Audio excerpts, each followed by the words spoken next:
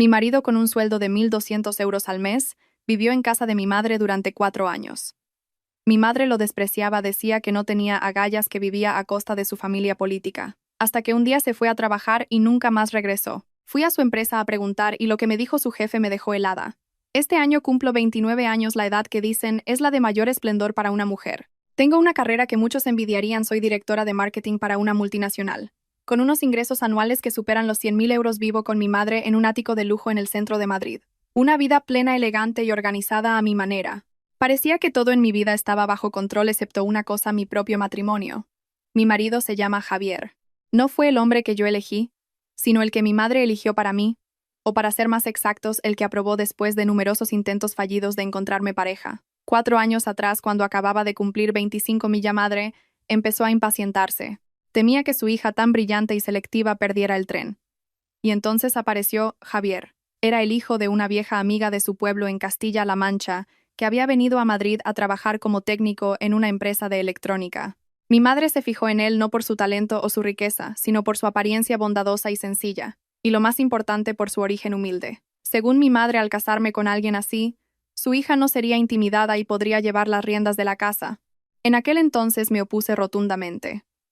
Yo, una directora de marketing, ¿cómo podía casarme con un simple técnico con un sueldo de 1.200 € al mes? Era una humillación. Pero mi madre usó todas sus artimañas, desde llorar y amenazar, hasta declarar que me desheredaría si no obedecía. Al final cerré los ojos y me adentré en un matrimonio sin amor con una única condición: Javier tendría que vivir con nosotros. Mi madre estaba exultante. Creía que obligar a Javier a vivir en nuestra casa reafirmaba la posición de nuestra familia, y al mismo tiempo era una forma de probar si era un cazafortunas. Durante los últimos 4 años, Javier vivió en esta casa con el estatus de un yerno que vive de favor o incluso peor. Nunca se sentó a la mesa con nosotros en las cenas familiares importantes, nunca fue presentado formalmente a mis amigos o socios. A ojos de mi madre y míos, él era solo una sombra, un sirviente sin sueldo, una presencia tan insípida que a veces olvidaba que estaba casada. Nuestro piso tiene 3 dormitorios. Uno grande para mí, uno para mi madre, y uno más pequeño que antes era un despacho acondicionado para Javier. Desde la misma noche de bodas le dejé las cosas claras. Tú y yo dormiremos en habitaciones separadas. No entres nunca en mi cuarto sin mi permiso. Él solo asintió en silencio, sin una palabra de protesta, sin una sola pregunta. Su aceptación, asombrosamente fácil, solo aumentó mi desprecio. Un hombre sin amor propio, sin opinión. Nuestra vida transcurría en una frialdad extrema. Durante el día me sumergía en el trabajo, en reuniones, viajes de negocios y fiestas de lujo. Construí la imagen de una mujer soltera, exitosa y atractiva. Nadie en la empresa sabía que estaba casada. No llevaba anillo de bodas y nunca mencioné la palabra familia. Al volver a casa por la noche encontraba a Javier en la cocina, atareado preparando la cena. La cena solía ser solo para 3, pero el ambiente era tan pesado como si hubiera una docena de personas. Mi madre y yo hablábamos de trabajo, de compras, de los hombres ricos que me pretendían. Javier comía en silencio, y luego, sin decir nada, recogía los platos y los lavaba. Era como una máquina programada, sin emociones, sin quejas. Nunca le pregunté por su trabajo, sus amigos o su familia en el pueblo. No me importaba. En el fondo de mi corazón siempre consideré este matrimonio como una parada temporal. Estaba esperando a que apareciera un hombre verdaderamente digno de mí, alguien que pudiera estar a mi lado en la cima del éxito. Cuando eso sucediera, no dudaría en echar a este técnico de pueblo de mi vida.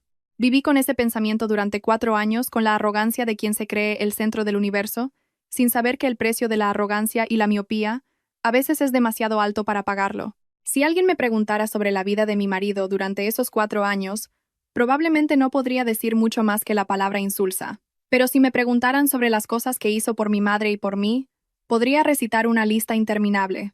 Cada mañana a las 6 en punto, Javier ya estaba despierto. Iba al mercado y preparaba el desayuno para todos. Mi madre sufría de gastritis y solo podía comer puré de verduras suave, mientras que a mí me gustaba un desayuno continental: tostada con tomate y aceite, un huevo frito con la yema líquida y un zumo de naranja recién exprimido sin azúcar. Nunca se equivocó con nuestros gustos. El puré de mi madre siempre estaba caliente y suave, y mi huevo siempre tenía la yema en su punto exacto. Después de que nos fuéramos a trabajar, él limpiaba la casa. El apartamento de más de 100 metros cuadrados siempre estaba impecable, sin una mota de polvo. Mi ropa y la de mi madre las lavaba a mano, separando las prendas delicadas, las secaba y luego las planchaba y colgaba ordenadamente en el armario. Mi madre tenía una pequeña colección de geranios en el balcón, que atesoraba más que el oro. Javier cuidaba de ellos con más esmero que mi propia madre. Leía libros y aprendía sobre fertilizantes y riego. Gracias a él, los geranios de mi madre florecían espléndidamente cada año. Cualquier cosa que se rompía en casa, desde una bombilla o un grifo hasta la compleja lavadora, Javier la arreglaba en un santiamén. Mi madre comentó una vez con sarcasmo: «Al menos es manitas, típico de un técnico, para lo demás no sirve de nada». Javier lo oyó, pero permaneció en silencio, sus manos seguían trabajando con agilidad. Su silencio me irritaba. Preferiría que discutiera, que se enfadara para tener una excusa para gritarle y humillarlo, pero nunca lo hizo. Era como un pozo profundo. Todo el desprecio que le lanzábamos se hundía sin dejar eco. Su sumisión envalentonaba a mi madre. Lo trataba como a un sirviente. Una vez, unas amigas suyas vinieron de visita y vieron a Javier limpiando el suelo. Una de ellas preguntó inocentemente: «¿Dónde has encontrado un asistente tan trabajador y dócil?». Mi madre se rió con desdén y respondió con naturalidad: «Oh, es de la familia. Es un sobrino del pueblo sin recursos. Le damos cobijo por caridad». Yo estaba sentada allí y lo oí todo, pero no dije una palabra para defenderlo. En ese momento incluso sentí que las palabras de mi madre eran apropiadas. Era cierto, le estábamos haciendo un favor. Recuerdo una vez que volví a casa tarde después de una cena con clientes oliendo fuertemente a alcohol. Apenas entré por la puerta, vomité en el suelo. Javier corrió hacia mí, me ayudó a llegar al dormitorio y me limpió la cara con una toalla tibia. Incluso me preparó una infusión de jengibre caliente para la resaca. Se sentó junto a mi cama toda la noche vigilando. A la mañana siguiente, cuando me desperté, vi que el suelo estaba limpio, sin rastro de la noche anterior. Mi ropa sucia también había sido lavada. Pero en lugar de un gracias, solo le dije con frialdad: «La próxima vez no entres en mi habitación sin permiso». Me miró, y en sus ojos había algo que no pude descifrar. Luego se dio la vuelta en silencio. La vida de Javier parecía girar únicamente en torno a la casa, mi madre y yo. Rara vez salía, no tenía amigos, no socializaba. Nunca lo vi comprarse ropa nueva o un par de zapatos decentes. La ropa que usaba para ir a trabajar eran solo unas pocas camisas y pantalones gastados. Supuse que era porque era pobre, que su mísero sueldo apenas le alcanzaba. Un par de veces le tiré ropa vieja de mi padre, diciendo con un tono condescendiente: «Toma, póntelo. No quiero que la gente piense que en esta casa te maltratamos». Él la aceptaba sin decir nada, pero nunca lo vi usarla. Ahora, al pensarlo, me doy cuenta de lo estúpida que fui. Viví con un hombre durante 4 años bajo el mismo techo, comiendo en la misma mesa, pero no sabía absolutamente nada de él. No sabía en qué consistía exactamente su trabajo, qué pasiones tenía, qué sueños albergaba. Solo sabía que era un técnico de pueblo con un sueldo de 1.200 euros que vivía de favor en mi casa. Usé esa información escasa y sesgada para valorar a una persona y luego me arrojé el derecho de juzgarlo y despreciarlo. Confié demasiado en lo que veía, olvidando que un iceberg tiene 7/8 partes sumergidas bajo el agua. Las vacaciones de Navidad de ese año fueron más largas de lo habitual. Mi empresa nos dio libre hasta después del Día de Reyes. Durante las fiestas, el ambiente familiar seguía siendo tan gélido como siempre. Yo estaba ocupada con citas, reuniones con amigos y socios y fiestas de Año Nuevo. Mi madre también pasaba los días visitando a parientes y amigos. Solo Javier se quedaba en casa. Él se encargaba de limpiar, preparar las comidas festivas y luego cocinar para mi madre y para mí después de nuestras celebraciones fuera. Hacía todo en silencio, discretamente, como si fuera su responsabilidad obvia. La mañana después de Reyes, el primer día de trabajo del Año Nuevo, me levanté bastante tarde. Cuando salí de mi habitación, Javier ya había preparado el desayuno. Llevaba su ropa de trabajo habitual, una camisa azul claro descolorida y unos pantalones negros con las rodillas brillantes por el uso. Me dijo con su tono monótono de siempre: «Me voy a trabajar. Tu desayuno está en la mesa». Apenas murmuré un ajá sin siquiera mirarlo. Esa fue la última vez que lo vi en casa. Esa noche volví a casa después de un día de trabajo agotador. Me sorprendió encontrar la casa a oscuras y fría. Normalmente a esa hora Javier ya habría vuelto y estaría cocinando. El hambre me puso de mal humor. Seguro que está haciendo horas extras, pensé. Una empresa de 3 al cuarto y se ponen a hacer horas extras. Perezosamente pedí comida a domicilio. Comí algo rápido y volví a mi despacho a seguir trabajando. Mi madre llegó más tarde y al ver la casa vacía también se quejó un poco, pero no le dio más importancia. Ella también pensó que Javier estaría ocupado en el trabajo. Ni a mí ni a mi madre nos preocupó lo más mínimo. Su ausencia simplemente causaba una pequeña inconveniencia en nuestra rutina. Pero al día siguiente Javier tampoco volvió. Nadie preparó el desayuno y la casa empezó a mostrar signos de desorden. Mi madre comenzó a preocuparse. Caminaba de un lado a otro por el salón murmurando: «¿Y si le ha pasado algo por el camino? Habrá tenido un accidente». Lo descarté de un plumazo. Mamá, no te preocupes por nada. Seguro que se ha enfadado por algo y se ha ido al pueblo a hacerse la víctima. Es un hombre que vive de su mujer, no tiene orgullo. Déjalo en un par de días, cuando se quede sin dinero volverá arrastrándose. Mis palabras parecieron calmar a mi madre, o quizás ella también quería creerlo, pero en el fondo una vaga sensación de inquietud comenzó a apoderarse de mí. Intenté ignorarla diciéndome que no tenía nada de qué preocuparme. Si desaparecía mejor. Me daría una razón legítima para solicitar el divorcio. Un marido irresponsable que abandona el hogar sin decir una palabra. El escenario era perfecto. Sin embargo, mi firmeza solo duró hasta el tercer día. Javier seguía sin dar señales de vida. Intenté llamar a su móvil varias veces, pero solo escuchaba la voz impersonal de la operadora. El número al que llama no está disponible en este momento. La casa, sin su presencia silenciosa y constante, de repente se sentía extrañamente vacía y fría. Las tareas anónimas que él realizaba a diario, ahora no las hacía nadie, y su ausencia comenzó a manifestarse creando un caos lento pero seguro. Mi indiferencia inicial se desvaneció reemplazada por irritación, frustración y algo parecido a la preocupación. No quería admitir este sentimiento, pero crecía con cada hora, cada minuto que él no estaba en casa. El caos no llegó como un huracán, sino que se infiltró en nuestras vidas como el moho de forma lenta y persistente. Los primeros días que Javier desapareció, el mayor problema fue la comida. Ni mi madre ni yo estábamos acostumbradas a cocinar. Las comidas caseras se convirtieron en un lujo. Empezamos a pedir comida a domicilio, pero incluso los platos más caros y exquisitos se volvían cansinos. No podían compararse con la comida sencilla y sabrosa que Javier solía preparar. Mi madre empezó a quejarse de que le había vuelto el dolor de estómago. Luego vinieron las tareas del hogar. La pila de ropa sucia en el cesto crecía como una montaña. El suelo empezaba a notarse arenoso bajo los pies. Nadie quería fregar los platos que se acumulaban en el fregadero. Los geranios de mi madre en el balcón comenzaron a mostrar signos de marchitamiento por falta de cuidados. Todo el orden y la pulcritud que Javier había mantenido en silencio durante 4 años se derrumbaron por completo. Nuestro lujoso ático parecía ahora una posilga. Esa mañana, mientras me preparaba a toda prisa para ir a trabajar, el calentador de agua del baño se estropeó.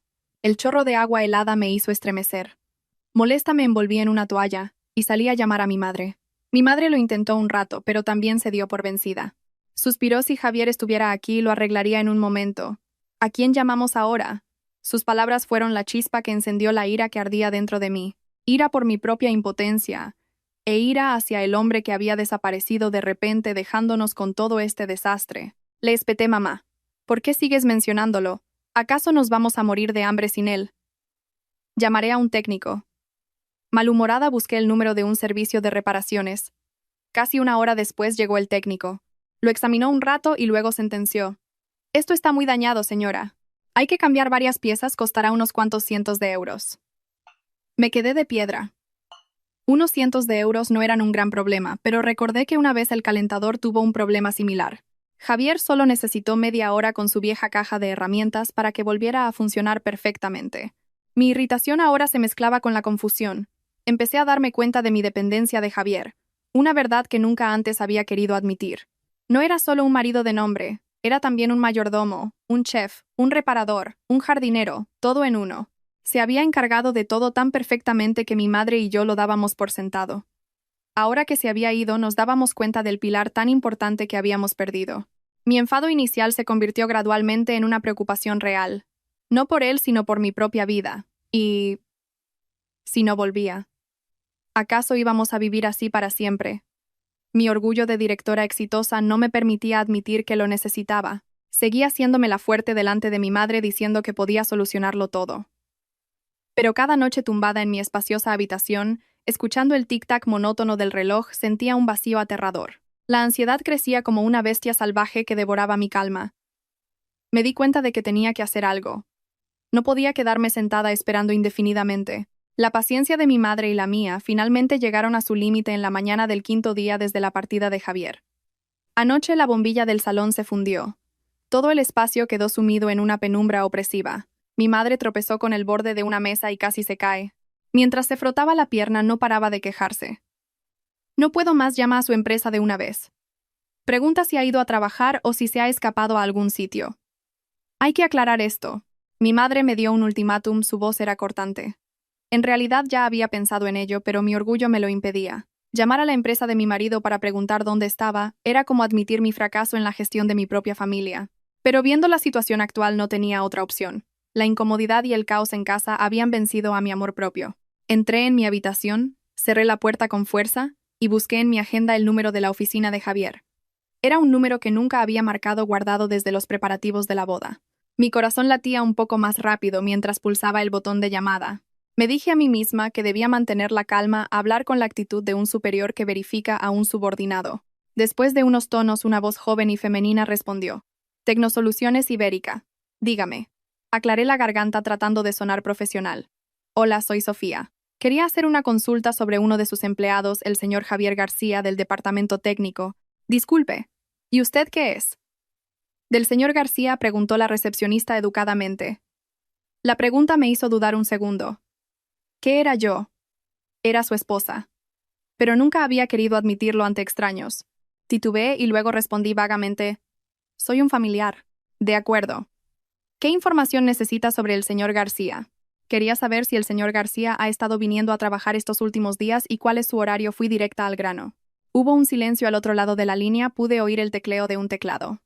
Luego la recepcionista respondió con un tono algo sorprendido, pero... Usted no lo sabía. Al señor García lo trasladaron.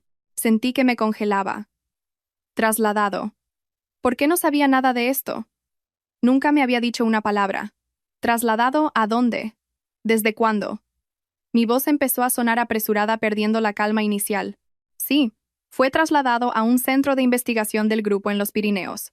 La decisión del traslado se tomó antes de Navidad. Después de Reyes, ya no trabaja aquí. La información me dejó aturdida. Antes de Navidad. Si lo habían trasladado antes de Navidad, ¿por qué la mañana después de Reyes?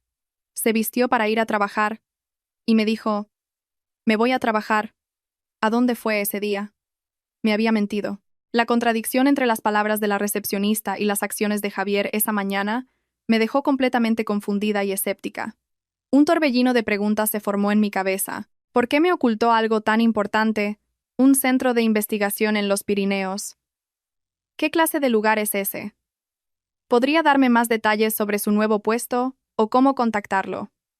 Intenté sonsacarle más información. Lo siento, señora, de eso no sé nada. Es un traslado interno decidido desde la sede central y es de carácter confidencial. Aquí en la sucursal, no sabemos mucho más. Solo sé que se ha ido a trabajar en un proyecto muy importante. Confidencial, importante. Esas dos palabras resonaban en mi cabeza.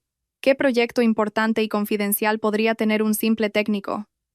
Esto no tenía ningún sentido. Después de colgar, me quedé sentada en la silla paralizada. La información que acababa de recibir, lejos de resolver mis dudas, había complicado y envuelto todo en un misterio aún mayor. La desaparición de Javier ya no era un simple enfado o una huida. Detrás de todo ello parecía haber una verdad de la que yo no tenía ni idea. El escepticismo y la curiosidad comenzaron a crecer con fuerza, eclipsando mi ira y mi frustración. Por primera vez en 4 años realmente quería saber quién era en realidad el hombre al que siempre había despreciado. Tras la llamada me quedé petrificada en la habitación. Las palabras de la recepcionista resonaban en mis oídos. Trasladado antes de Navidad, centro de investigación, proyecto importante confidencial. Cada palabra era como un fragmento de cristal roto que se clavaba en el mundo arrogante que yo misma había construido. Todo era contradictorio e incomprensible. ¿Por qué me mintió? ¿Un proyecto tan importante que requería confidencialidad para un técnico normal? Mi cabeza era un lío. Le conté todo a mi madre, pero ella estaba igual de desconcertada. Primero sugirió que la empresa era una estafa, luego empezó a especular que quizás Javier se había metido en algo ilegal, y por eso había tenido que huir. Sus conjeturas solo me daban más dolor de cabeza. Sabía que necesitaba una perspectiva más objetiva, alguien que pudiera ayudarme a desenredar esta madeja. Inmediatamente pensé en Elena, mi única y mejor amiga. Elena y yo éramos amigas desde la universidad. No tenía tanto éxito como yo, era gerente en una agencia de comunicación de tamaño mediano, pero tenía una familia feliz y una mente increíblemente lúcida y aguda. La llamé para quedar en nuestra cafetería de siempre, un lugar lo suficientemente tranquilo para hablar en privado. Sentada frente a mí, Elena escuchó pacientemente toda la historia, la repentina desaparición de Javier, el caos en casa y la extraña llamada a su empresa. Se lo conté todo con un tono de fastidio y menosprecio, tratando de mantener la imagen de una esposa que sufre las molestias causadas por un marido inútil. Cuando terminé, Elena no se apresuró a darme un consejo. Removió lentamente su café Me miró fijamente y me hizo una pregunta que no tenía nada que ver, Sofía, en estos 4 años. ¿Alguna vez te has sentado a hablar de verdad con tu marido? Y me refiero a una conversación real sobre su trabajo, sobre sus pensamientos. La pregunta de Elena me dejó sin palabras. Estuve a punto de decir que sí, pero las palabras no salieron. Hablar. Nunca hablábamos. Yo ordenaba, él obedecía. Yo criticaba, él callaba. Eso no era hablar. Al verme en silencio, Elena suspiró. Dijo lentamente, articulando cada palabra: Sofía, creo que estás enfocando el problema de una manera completamente equivocada. Das por hecho que Javier es un hombre mediocre, por lo que todas sus acciones te parecen sospechosas y absurdas. Pero intenta pensar al revés. Tomó un sorbo de café y continuó. Un traslado a un centro de investigación en un lugar remoto para participar en un proyecto importante y confidencial. ¿No te suena a un guión para alguien con talento? Solo envían a los mejores y más fiables a lugares así. Un técnico de 3 al cuarto, como tú dices. ¿Qué valor tendría para que la empresa hiciera algo así? Cada palabra de Elena fue como un jarro de agua fría. Nunca había considerado esa posibilidad. En mi mente había etiquetado a Javier como un incompetente, por lo que no podía imaginar otro escenario. Elena continuó su análisis. Y el hecho de que te mintiera esa mañana. Quizás no quería mentirte, quizás no tenía permitido decir la verdad. Los proyectos de alta seguridad suelen tener reglas muy estrictas sobre la divulgación de información, incluso a los familiares más cercanos. Decir me voy a trabajar fue probablemente la única forma que encontró de no violar las reglas y no levantar sospechas en ese momento. Y en cuanto a que soportara en silencio tu desprecio y el de tu madre durante 4 años, Elena me miró directamente a los ojos, su mirada era un poco severa. Quizás no fue por debilidad, sino porque no le daba importancia a esas palabras. Una persona verdaderamente brillante tiene su propio mundo interior. Sabe lo que vale. Los juicios basados en lo material y superficial probablemente le resbalaban. ¿Alguna vez has pensado que tal vez tu marido no es el mediocre, sino que es tu forma de ver las cosas la que es mediocre? La última frase de Elena fue como un martillazo en mi orgullo. Me quedé sin palabras. Por primera vez en mi vida alguien me decía que mi perspectiva era mediocre. Siempre me había enorgullecido de mi inteligencia, de mi agudeza. Pero a través de las palabras de Elena, de repente me vi como una rana en el fondo de un pozo viendo el cielo solo a través de la estrecha abertura de mi arrogancia. La conversación con Elena no resolvió el problema, pero me abrió una puerta a un mundo de hipótesis que nunca me había atrevido a considerar. Un mundo donde mi marido no era el hombre que yo siempre había pensado que era. Volví a casa después de mi encuentro con Elena con la cabeza hecha un lío. Sus palabras daban vueltas en mi mente, obligándome a reexaminar mis 4 años de matrimonio desde una perspectiva completamente diferente. Entré en la habitación de Javier por primera vez en muchos años sin ser para dar órdenes o criticar. La pequeña habitación estaba decorada de forma sencilla y sorprendentemente ordenada. Todo estaba en su sitio. Mi mirada se detuvo en la pequeña estantería de la esquina. Nunca antes le había prestado atención a lo que leía. Suponía que un técnico como él, como mucho, leería manuales anticuados o novelas baratas. Pero ahora al mirar de cerca me quedé asombrada. En la estantería no había lo que yo imaginaba. Eran gruesos libros de texto especializados de tapa dura con títulos que apenas podía pronunciar: Inteligencia artificial, un enfoque moderno, teoría de la computación cuántica, estructuras de algoritmos avanzados. Todos eran libros en inglés repletos de texto técnico. Hojeé uno de ellos. Estaba lleno de fórmulas y símbolos complejos que me marearon al instante. ¿Un técnico que repara electrodomésticos necesita leer estas cosas? De repente recordé las veces que lo había visto absorto leyendo en esa habitación. Leía con tanta concentración que ni siquiera se daba cuenta de mi presencia.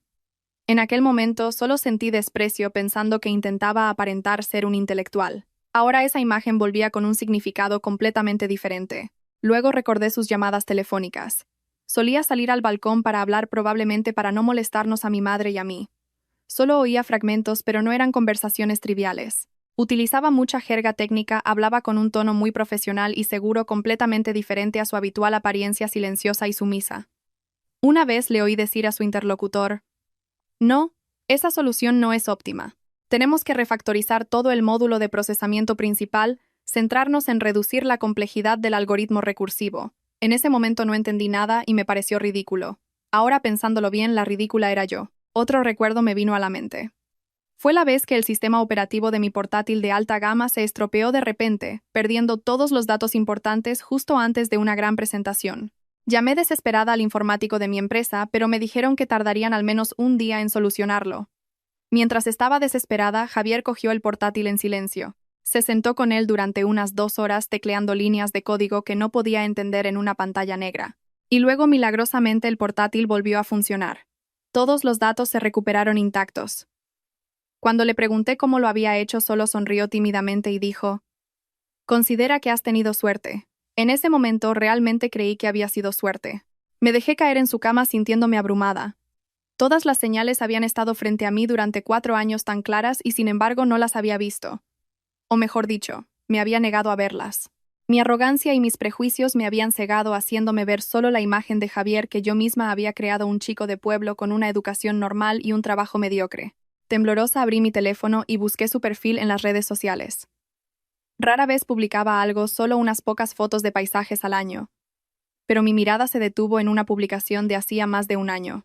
Era una foto de una playa inmensa al atardecer. Debajo de la foto una breve frase: «Donde el cielo es el único límite».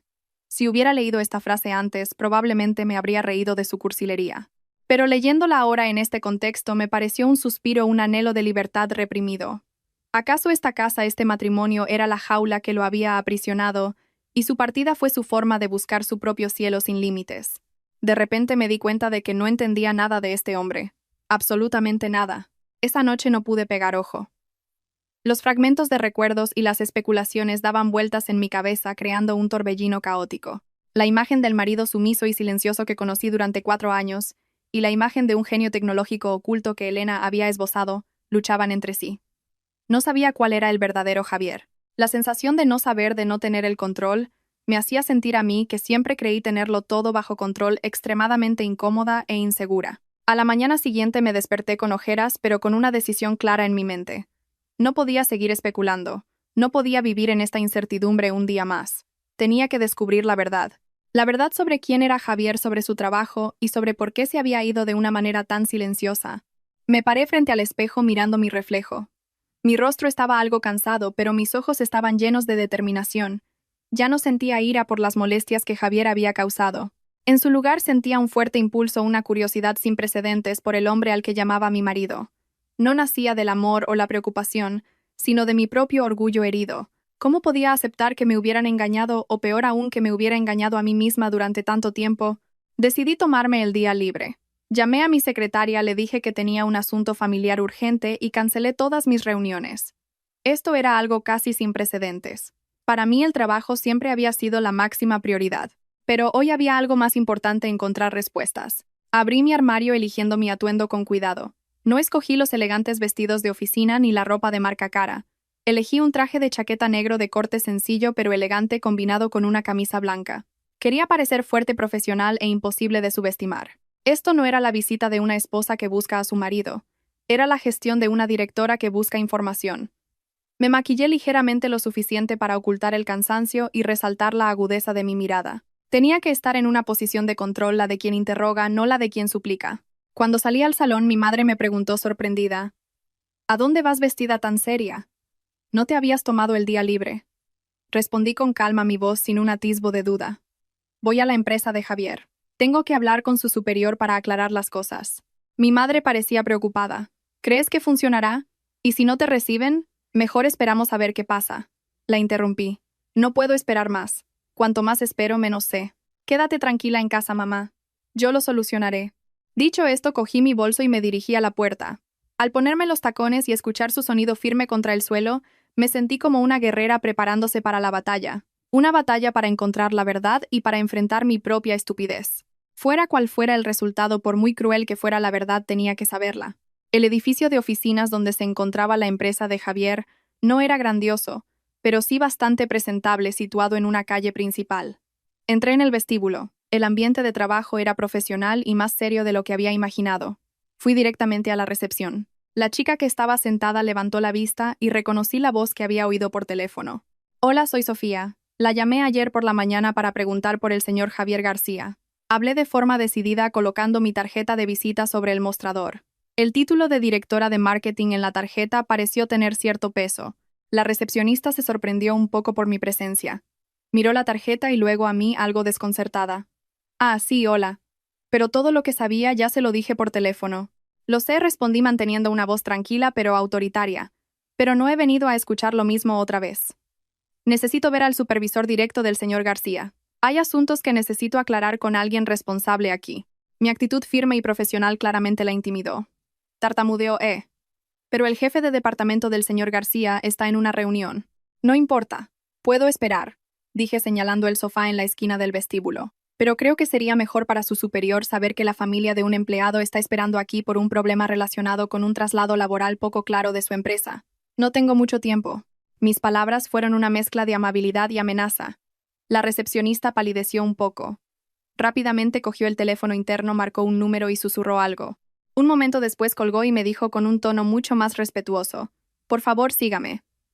El director, el señor Morales, la recibirá». La chica me guió por un largo pasillo hasta la puerta de una oficina con una placa que decía «Departamento de Investigación y Desarrollo». Llamó a la puerta y me la abrió. Dentro, un hombre de unos 40 y tantos años, alto, delgado y con gafas de aspecto muy intelectual, se levantó de su escritorio al verme entrar. «Buenos días, señora Sofía.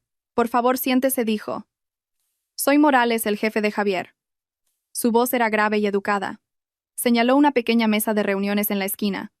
Su actitud me sorprendió un poco.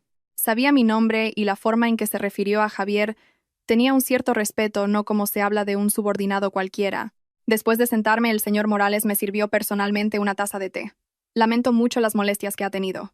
Deberíamos haber notificado a la familia de una manera más formal, pero debido a la naturaleza especial del proyecto, todo debe seguir un estricto protocolo de seguridad». «Señor Morales», fui directa al grano sin rodeos.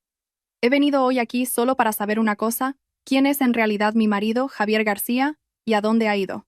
El director me miró, sus ojos eran profundos e indescifrables.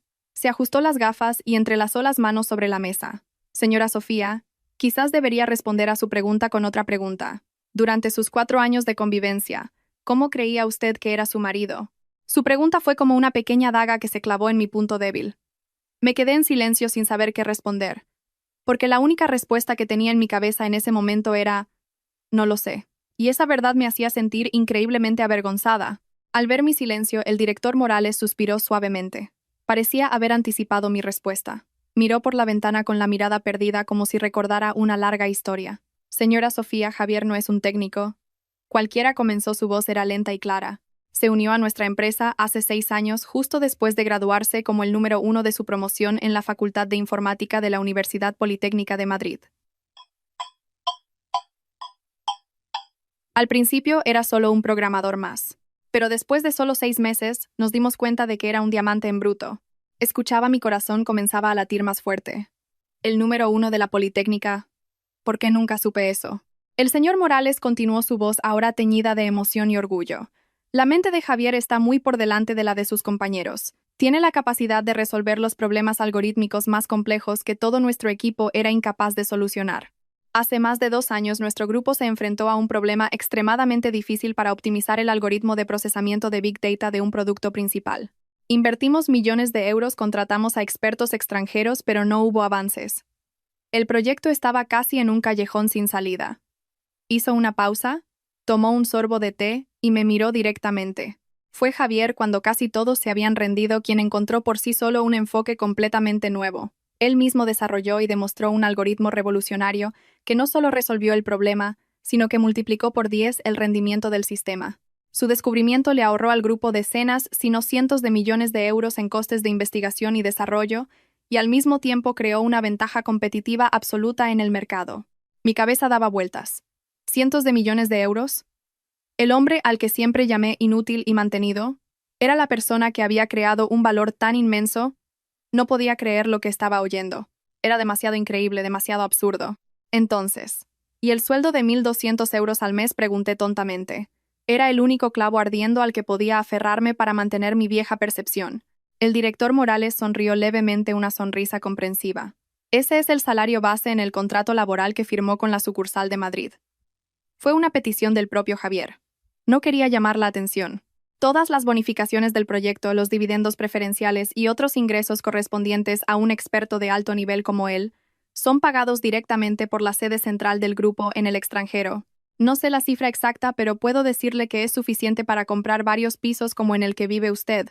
Me quedé helada. Todo se derrumbó ante mis ojos. Mi arrogancia, mi desprecio, los insultos que le había dedicado durante 4 años de repente volvieron afilados como cuchillos cortando mi alma. Mi madre y yo habíamos vivido en esa casa, posiblemente gastando el dinero que él ganaba, mientras lo denigrábamos y despreciábamos sin cesar. No hay estupidez comparable a esta. Javier es un genio, concluyó el director Morales. Pero es un genio silencioso. Nunca presume, nunca exige, solo quiere centrarse en la investigación, hacer el trabajo que le apasiona. Intentamos proteger su verdadera identidad a petición suya. Respetamos mucho su privacidad. Me miró con una mirada llena de significado. Quizás respetamos demasiado su privacidad hasta el punto de que ni siquiera su esposa con la que ha vivido 4 años sabía nada. Las palabras del señor Morales no tenían intención de reproche, pero para mí en ese momento dolieron más que una bofetada. Me quedé inmóvil en la silla, sintiendo como si todos los sonidos a mi alrededor se hubieran apagado solo. Las palabras del director resonaban penetrando en cada rincón de mi mente. Genio número 1 de su promoción, cientos de millones ingresos enormes. Esos conceptos eran completamente ajenos, imposibles de asociar con la imagen del marido sumiso de mi memoria. Viendo mi palidez, el director Morales continuó, su tono se volvió más serio. La razón por la que le cuento todo esto hoy no es para interferir en sus asuntos familiares, sino porque creo que tiene derecho a saber la verdadera razón de la partida de Javier. Hizo una pausa como para darme tiempo a asimilar el shock. Tras el éxito de ese proyecto, el talento de Javier fue reconocido por los más altos directivos del grupo. Al mismo tiempo, también atrajo la atención de ciertas agencias gubernamentales. Hace unos meses fue seleccionado personalmente para participar en un proyecto tecnológico clave de interés nacional. Es un proyecto estratégico que tendrá un gran impacto en la seguridad y el desarrollo tecnológico del país en el futuro. Proyecto nacional. La escala de la historia superaba con creces mi imaginación. De un asunto familiar trivial ahora se había convertido en algo relacionado con asuntos de gran envergadura que nunca había concebido. Este proyecto se lleva a cabo en un centro de investigación aislado en los Pirineos bajo estricta seguridad, explicó el señor Morales. Todos los participantes son expertos de primer nivel seleccionados meticulosamente. Y debido a su naturaleza de alto secreto, todos deben firmar un acuerdo de confidencialidad especial. Me miró fijamente, enfatizando cada palabra. Javier tuvo que firmar un acuerdo por un periodo de 6 años. Durante esos 6 años, tendrá que vivir y trabajar completamente dentro del área del proyecto, sin acceso a dispositivos de comunicación personal, sin contacto con el mundo exterior y con la prohibición absoluta de revelar cualquier información incluso a su familia. Todas las comunicaciones son controladas. Es un sacrificio enorme, pero es un requisito indispensable para garantizar la seguridad del proyecto y de los propios participantes. 6 años. Esa cifra fue como otro martillazo en mi cabeza. 6 años sin comunicación, sin verse. Eso significaba que su desaparición no era temporal. Era una despedida premeditada. Una despedida que duraría más que el tiempo que llevábamos casados. Entonces, ¿por qué? ¿Por qué? La mañana después de Reyes, dijo que se iba a trabajar. Pregunté con voz temblorosa. Era la última duda que me quedaba. El director Morales asintió levemente como si entendiera mi pregunta. Según el calendario, debía presentarse en el centro el día 9 de enero. La decisión del traslado y todos los trámites se completaron antes de Navidad. La mañana del 8 de enero fue probablemente un tiempo que se tomó para sí mismo. Quizás quería ver por última vez el lugar donde había vivido. No estoy seguro, pero creo que fue una despedida silenciosa. No podía decirle la verdad porque eso habría violado el acuerdo de confidencialidad desde el primer momento. Una despedida silenciosa. Esas palabras me causaron un dolor sordo en el corazón. Recordé esa mañana él de pie en la puerta diciendo, «Me voy a trabajar», con un tono tan tranquilo como siempre. ¿Y yo? Respondiendo con una ja indiferente, sin siquiera volverme a mirar. No sabía que esa sería la última vez que me había perdido la única despedida que podía darme. Mi indiferencia en ese momento se convirtió ahora en un pecado imperdonable. No recuerdo cómo salí de la oficina de Javier ni cómo conduje de vuelta a casa. Todo a mi alrededor parecía borroso, reducido a un color grisáceo. La ruta familiar de todos los días de repente se sentía extraña. El tráfico denso, el sonido de las bocinas, todo se quedó atrás, incapaz de tocar el mundo interior que se derrumbaba dentro de mí. Me senté al volante con las manos apretadas con tanta fuerza que los nudillos se pusieron blancos, pero sin sentir fuerza alguna en mi cuerpo. Mi mente era un caos de imágenes y sonidos. La imagen de Javier atareado en la cocina limpiando el suelo en silencio, cuidando con esmero los geranios. La imagen de él leyendo esos libros gruesos con el rostro concentrado y absorto. La imagen de su sonrisa amable después de arreglar mi portátil. Entremezcladas las palabras del director Morales, genio número 1. Cientos de millones, proyecto nacional. 6 años. Esas dos corrientes de imágenes y sonidos tan contradictorias chocaban entre sí destrozando todo en lo que había creído. Estupidez. Era la única palabra que podía usar para describirme en este momento. Una estupidez inimaginable. Yo, una directora de marketing que siempre se había enorgullecido de su capacidad para juzgar a las personas, de su agudeza, para evaluar a los socios, había vivido junto a un diamante, y había insistido en que era un simple guijarro. Había usado la vara de medir de lo material del estatus social de la etiqueta de un sueldo de 1.200 euros para valorar a una persona, y me había equivocado, estrepitosamente. El arrepentimiento comenzó a crecer arrollador como un tsunami. No era solo arrepentimiento por no haber reconocido su valor, era arrepentimiento por cómo lo había tratado. Cada palabra despectiva, cada mirada de desprecio, cada acto de indiferencia por parte de mi madre y mía durante los últimos 4 años volvieron a mi mente. Aparecían nítidamente como una película a cámara lenta, y cada escena era un cuchillo que se clavaba en mi corazón. Un hombre que vive de su mujer, aparte de ser manitas, no sirve para nada, le damos cobijo por caridad. Esas palabras crueles las habíamos pronunciado mi madre y yo. Habíamos pisoteado la dignidad de una persona, de un genio, de alguien que probablemente había sostenido silenciosamente a toda esta familia, solo por nuestra arrogancia y miopía. La vergüenza me envolvió, una vergüenza tan humillante, que deseé que la tierra me tragara. ¿Cómo pudo soportar todo eso? ¿Por qué nunca se defendió? ¿Acaso su silencio no era debilidad, sino un profundo desdén por mi mundo mezquino y materialista? El coche se detuvo frente a la entrada del garaje del edificio. Me quedé sentada en el coche durante mucho tiempo sin querer salir, sin querer enfrentar la realidad. La casa de arriba, que antes era mi hogar, ahora me parecía la escena de un crimen. Un lugar donde había infligido un daño irreparable a ese hombre. El dolor en mi pecho se hizo más agudo, no era intenso, sino un dolor sordo y persistente, como si miles de pequeñas agujas me pincharan el corazón. Sabía que este era el precio que tenía que pagar, y esto era solo el principio. Abrí la puerta y entré en casa. El apartamento seguía desordenado y frío. Mi madre estaba sentada en el sofá viendo la televisión. Al verme la apagó rápidamente y preguntó con ansiedad: ¿Y bien? ¿Alguna noticia? ¿Pudiste hablar con ellos? ¿Qué te han dicho? No respondí. Me acerqué en silencio y me senté en el sillón frente a ella. Miré a mi madre, la mujer que me dio la vida, la que junto a mí había creado esta tragedia. Su rostro aún conservaba el aire altivo de alguien acostumbrado a una vida acomodada, pero sus ojos reflejaban cansancio e impaciencia. Respiré hondo, tratando de que mi voz no temblara. Mamá, ya lo sé todo. Y entonces se lo conté todo. Le repetí cada palabra del director Morales sin omitir un solo detalle. Hablé de que Javier era el número 1 de la Politécnica, de su algoritmo valorado en cientos de millones, de sus verdaderos ingresos, del proyecto nacional y del acuerdo de confidencialidad de 6 años. Mi voz era monótona y sin emoción, como si estuviera presentando un informe sobre un proyecto empresarial fallido. Pero cada palabra que pronunciaba era como un cuchillo con el que me apuñalaba a mí misma. Mi madre escuchaba, su expresión cambiaba constantemente. De la sorpresa pasó al asombro absoluto. Sus ojos se abrieron de par en par, la boca abierta, incapaz de articular palabra. Cuando mencioné los enormes ingresos de Javier, las manos de mi madre comenzaron a temblar. Y cuando le conté sobre el acuerdo de confidencialidad de 6 años, sobre su despedida silenciosa, su rostro se puso blanco como el papel. Cuando terminé mi relato, un silencio aterrador se apoderó de la habitación. Mi madre se quedó inmóvil como una estatua de piedra. Mucho tiempo después logró hablar, su voz ronca y quebrada: no puede ser. Estás bromeando, ¿verdad? Ese Javier, ese técnico insignificante. No es una broma, mamá. Respondí con amargura.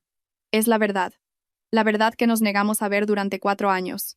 ¡Dios mío!, exclamó mi madre y se llevó las manos a la cabeza, todo su cuerpo temblaba. Entonces, durante todo este tiempo, ¿es posible que fuera él quien mantenía esta casa? La pregunta de mi madre era exactamente lo que yo estaba pensando. Con unos ingresos tan grandes, ¿en qué los gastaba?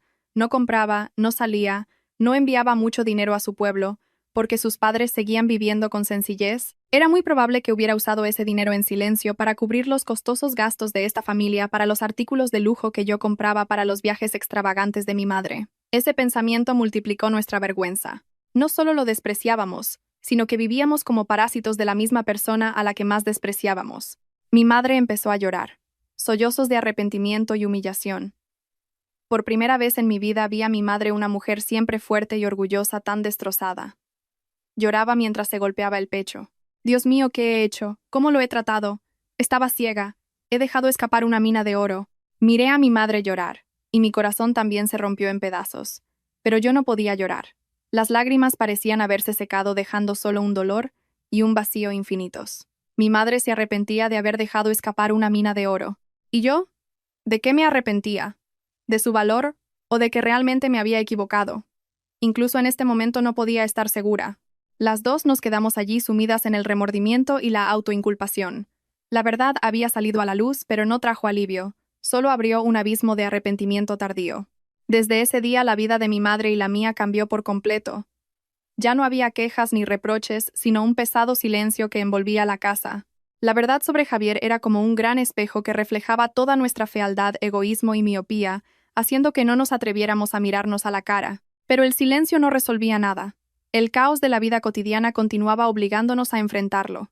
No podíamos vivir siempre de comida a domicilio ni dejar que la casa se convirtiera en un vertedero. Una mañana me levanté temprano y fui a la cocina. Miré los utensilios de cocina desconocidos, sintiéndome más perdida que negociando un contrato millonario. Decidí empezar por lo más simple, preparar un puré para mi madre. Busqué la receta en internet, lidiando con las verduras y el agua. La primera vez el puré se quemó. La segunda quedó aguado. Mi madre probó una cucharada, no dijo nada, pero yo sabía que era incomible. Sin embargo, se terminó el plato en silencio, un gesto que nunca antes habría tenido. Luego empecé a aprender a limpiar la casa. Fregué el suelo, limpié el baño, lavé la ropa. Tareas que antes consideraba triviales ahora me dejaban exhausta. Mis manos, acostumbradas solo a teclear y firmar cheques, empezaron a endurecerse y a doler. Una vez no supe cómo usar la lavadora, y tuve que llamar al servicio de atención al cliente. La operadora debió pensar que era una persona extraña. Mi madre también cambió. Ya no se sentaba a ver la televisión ni a cotillear con sus amigas. Empezó a ayudarme con las tareas del hogar. Salió al balcón y aprendió a cuidar de los geranios marchitos. También intentó cocinar algunos platos sencillos. La cocina, que antes solo conocía la sombra de Javier, se convirtió en el lugar donde dos mujeres torpes reaprendían las lecciones más básicas de la vida. Pero sabía que hacer estas cosas no era suficiente. Eso solo compensaba las necesidades físicas que Javier había satisfecho. Pero su mundo intelectual, el mundo de los libros en inglés y los algoritmos complejos, aún no lo había tocado. Una noche, después de limpiar, entré en la habitación de Javier. Me senté en su escritorio y cogí suavemente uno de sus libros especializados, Inteligencia Artificial, un enfoque moderno. Pasé las páginas intentando leer, pero las palabras técnicas en inglés y las enrevesadas fórmulas matemáticas eran para mí como un código indescifrable. No entendía nada. La impotencia me invadió. Resulta que la distancia entre él y yo no era solo una diferencia de actitud ante la vida, sino un abismo de conocimiento y visión. Él vivía en un mundo de lógica, de grandes ideas, mientras que yo estaba inmersa en el mundo de las cifras de ventas y las relaciones sociales superficiales. Pero no me rendí. Estaba decidida a entender su mundo. Empecé por lo más básico. Me inscribí en un curso online de informática para principiantes. Compré libros introductorios sobre inteligencia artificial y programación. Durante el día trabajaba y por la noche estudiaba y leía. Muchas noches me quedaba despierta hasta tarde con la cabeza dando vueltas con nuevos conceptos. Hice todo esto no con la esperanza de que volviera y me perdonara. Sabía que eso era imposible. Lo hice como un acto de contrición, un esfuerzo tardío por acercarme a su verdadero yo, para decirme a mí misma que al menos lo había intentado, aunque fuera después de haberlo perdido para siempre. El tiempo pasó. 4 meses desde que supe la verdad. La vida de mi madre y la mía había entrado en una nueva órbita, una de silencioso arrepentimiento. La casa ya no estaba desordenada, aunque nunca tan impecable como cuando él la cuidaba. Las comidas diarias, aunque no variadas, eran decentes, preparadas por nuestras manos torpes. Seguía trabajando, pero ya no me sumergía en fiestas sin sentido después del trabajo. En su lugar volvía a casa y dedicaba tiempo a los libros y a las clases online de tecnología. A pesar de mis esfuerzos, no tenía noticias de Javier. Era como si se hubiera desvanecido. Intenté todo lo posible. Envié correos electrónicos a su antigua dirección de la empresa, llamé al director Morales varias times. Pero todo lo que recibí fue silencio o respuestas shablonas. Por razones de seguridad no podemos proporcionar información. La desesperación reemplazó gradualmente a la esperanza. Empecé a aceptar que quizás nunca tendría la oportunidad de pedirle perdón. Entonces, una tarde de sábado, mientras mi madre y yo limpiábamos la casa, sonó el timbre. Abrí la puerta y vi a un hombre desconocido. Tendría unos 50 años, de complexión fuerte, rostro cuadrado y serio. Vestía ropa sencilla pero impecable. Su mirada era penetrante, como si pudiera ver a través de mis pensamientos. «Disculpe, ¿es usted la señora Sofía, esposa del señor Javier García?», preguntó el hombre. Su voz era grave y firme. Mi corazón dio un vuelco. Alguien había venido a buscarme mencionando el nombre de Javier. Sí, soy yo. ¿Quién es usted? Soy Vargas, se presentó. Vengo de la unidad de trabajo del señor García. Empecé a temblar. La unidad de Javier. Entonces es real. Por favor, pase, tome un té, tartamudeé. El señor Vargas entró echando un vistazo a su alrededor. Su mirada se detuvo un momento en la estantería del salón donde había algunos libros de programación que acababa de comprar. Mi madre salió de la cocina y se sorprendió al ver a un extraño. Rápidamente le presenté, mamá, este es el señor Vargas, un colega de Javier. Después de sentarse, el señor Vargas fue directo al grano sin rodeos. Señora Sofía, estoy aquí hoy por orden de mis superiores. Durante este tiempo hemos registrado numerosos intentos de contacto por su parte. Según las regulaciones, el señor García se encuentra cumpliendo una misión especial. Todas las comunicaciones están cortadas. Sin embargo, dado que usted sigue siendo su esposa legal, tenemos la responsabilidad de verificar ciertos asuntos para asegurar que ningún factor pueda afectar su trabajo o su estado psicológico. Sus palabras eran serias y oficiales. Comprendí que no era una visita personal. Estaban aquí para verificar, para investigar. Temían que yo hiciera algo que afectara a Javier a ese proyecto de alto secreto. Un sentimiento amargo me invadió. Incluso después de que se fuera a sus ojos, yo seguía siendo una amenaza potencial. Frente a la mirada inquisitiva del señor Vargas, ya no me sentí ofendida como mi antiguo yo. Solo sentí una profunda tristeza. Sabía que no tenía derecho a exigir su confianza, después de todo lo que había hecho. Respiré hondo. Miré directamente al señor Vargas, y dije tratando de mantener la calma, pero sin poder ocultar el temblor de mi voz. Señor, lo entiendo. Entiendo las preocupaciones de su unidad, pero por favor créame que no tengo ninguna intención de afectar el trabajo del señor García. Y entonces, como un dique que se rompe, empecé a desahogarme. No me justifiqué, no me defendí. Le conté toda la historia de los últimos 4 años, mi arrogancia, mi miopía, cómo mi madre y yo habíamos tratado a Javier. Admití que no sabía nada de su verdadero yo hasta que se fue. Sé que ahora es demasiado tarde para decir esto, dije con la voz entrecortada. No espero que me perdone. Solo quiero una oportunidad, aunque sea una sola vez, para poder decirle directamente que lo siento. Un perdón sincero desde el fondo de mi corazón. Para que sepa que he entendido mi error. Solo eso. Después, sea cual sea su decisión, la aceptaré. Mi madre, sentada a mi lado, ya estaba llorando. Me cogió la mano y se dirigió al señor Vargas con la voz entrecortada. La culpa es mía de esta vieja. Yo presioné a Sofía, yo traté mal a Javier. Es un buen chico tan bueno. Y yo. Estoy tan arrepentida. Si pudiera volver atrás en el tiempo. La habitación se llenó con los sollozos de mi madre y mi silencio. El señor Vargas permaneció quieto. No nos interrumpió, solo escuchó en silencio. Su mirada severa pareció suavizarse un poco. Miró los libros de tecnología sobre la mesa, mis manos algo ásperas, las lágrimas de arrepentimiento de mi madre. Parecía que estaba viendo una historia diferente a la que le habían contado. Mucho después, finalmente habló, su voz menos fría que al principio. He escuchado su historia. No tengo derecho a juzgar los asuntos privados de su familia. Sin embargo, tomo nota de su sinceridad y la de su madre. Se levantó para irse. Informaré del contenido de esta conversación a mis superiores. No puedo prometer nada porque las reglas son las reglas, pero transmitiré su deseo de la manera más honesta posible. Antes de salir por la puerta se detuvo y añadió: el señor García es un activo valioso para el país, pero también es una persona. Siempre deseamos que nuestro personal tenga una retaguardia estable y segura. Espero que lo entienda. La puerta se cerró. Mi madre y yo nos quedamos en la habitación con una mezcla de emociones. Las palabras del señor Vargas no prometían nada, pero sembraron en mi corazón una pequeña semilla de esperanza. Una esperanza de que quizás un milagro todavía era posible. Pasó un mes. El encuentro con el señor Vargas se desvaneció en una espera agónica. Cada día vivía entre la esperanza y la decepción. Cada timbre, cada llamada de un número desconocido hacía que mi corazón diera un vuelco, pero no pasaba nada. La semilla de esperanza que el señor Vargas había plantado comenzó a marchitarse. Me dije a mí misma que quizás había sido demasiado ilusa.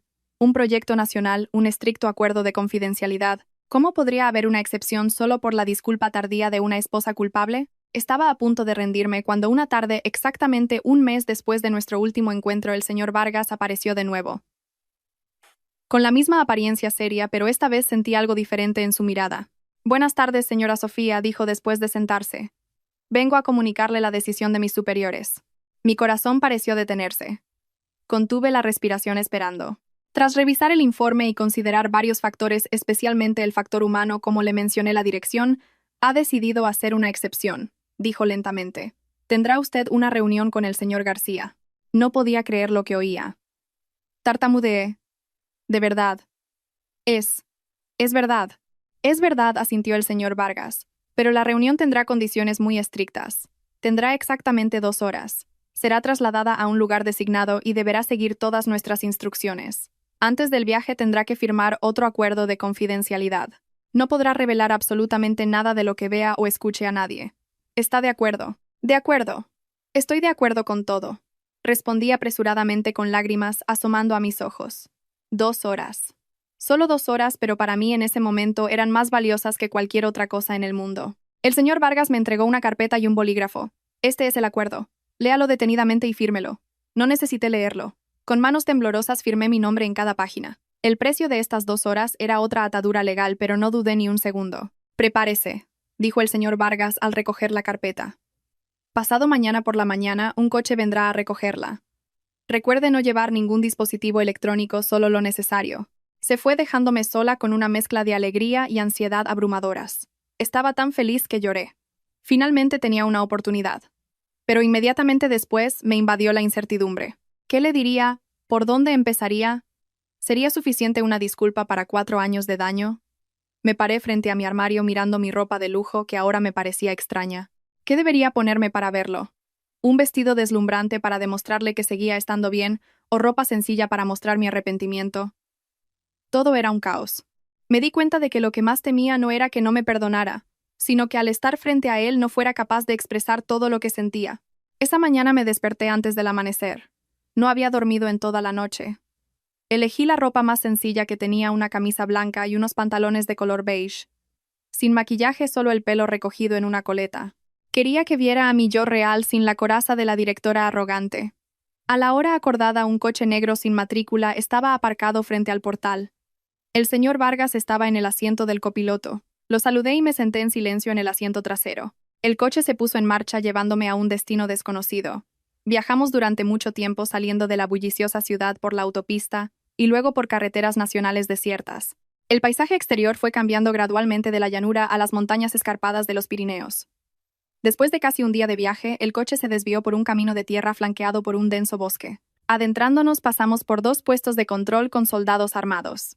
Finalmente apareció un moderno complejo rodeado de varias hileras de alambre de espino en medio de un valle.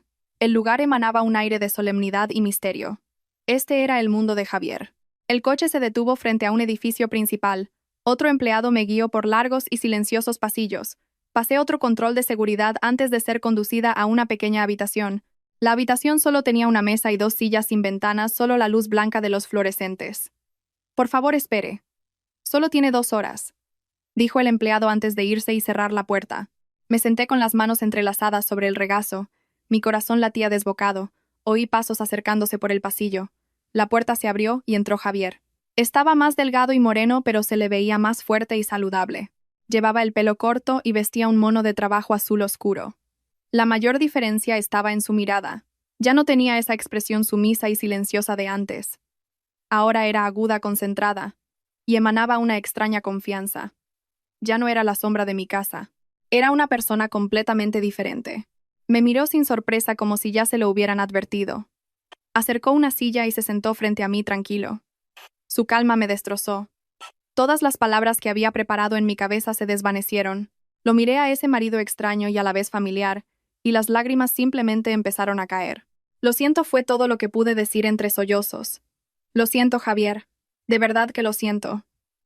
Lloré, por toda mi estupidez, por mi egoísmo.